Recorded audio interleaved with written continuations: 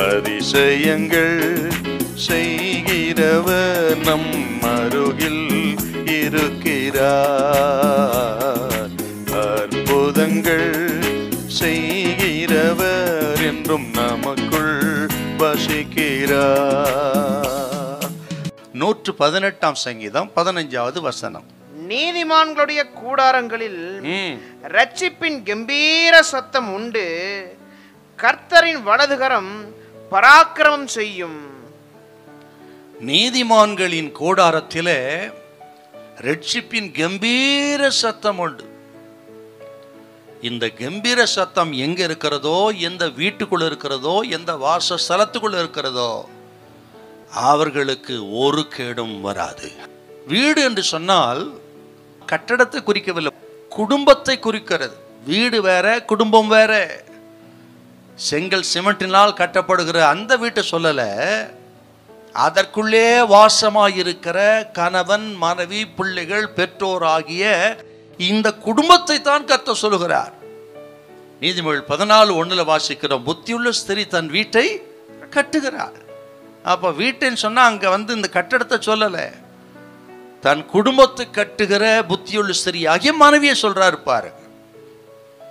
சங்கீதம் 127:1 கூட கர்த்தர் வீட்டை கட்டாராகில் கட்டுகிற பிரயாச விருதா என்பது குடும்பத்தை தான் குறிக்கிறது. நமது ஆண்டவர் நமது குடும்பங்களை கட்டுகிறவர்.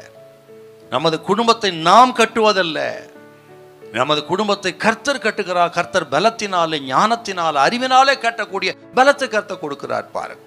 நீதிமானின் குடும்பத்துக்கும் மற்ற குடும்பத்துக்கும் பெரிய வித்தியாசம் இருக்கு. இன்றைக்கு அநேக தேவ பிள்ளைகள், என் குடும்பத்தில் ஒன்றும் இல்லை, இது ஆண்டுடைய ஆசீர்வதிக்கப்பட்ட வீடா, கர்த்தரால் ஆசீர்வதிக்கப்பட்ட வீடுன்னு சொன்னால் அது இருக்கணும், இது இருக்கணும், அப்படி இருக்கணும், இப்படி இருக்கலாம் நம்ம நினைக்கிறோம்.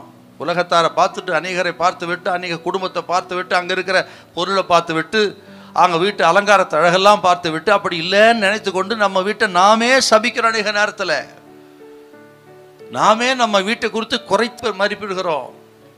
உலகத்தான் வீடு பணம், பொருள் எல்லாம் நிரம்பி இருக்கும், பெரிய அரண்மனை போல இருக்கும். ஆனால் அங்கே சந்தோஷம் இருக்காது, சமாதானம் இருக்காது, நிம்மதி இருக்காது, நித்திய ஜீவனுக்குரியதான அந்த தகுதி அங்கே இருக்காது பாருங்க. நான் உங்களுக்கு சொல்கிறேன், நீதிமான்கள் வீடு அது குடிசையாக கொண்டு இருக்கலாம், அங்கே சந்தோஷம் உண்டு, சமாதானம் உண்டு, நிம்மதி உண்டு. அது குடிசையாக இருந்தாலும் அது அரண்மனை போல இருக்கும். நீதிமான வீட்டில் உலக பிரகாரமான பொருள், அந்தஸ்து, அது இது அலங்காரம் இல்லாமல் இருக்கலாம், ஆனால் ரட்சிப்பு இருக்கா பாருங்க, அங்கே உன்னதமான வாழ்க்கை இருக்கா பாருங்க, சந்தோஷம், சமாதானம் இருக்கு. அதுதான் கர்த்தருடைய குடும்பம், கர்த்தருடைய வீடு. அதுதான் கர்த்தர் முன்பாக அரண்மனை போல இருக்கும். அதுவே விலையேற பெற்றது. ஹல்லேலூயா, ஹல்லேலூயா.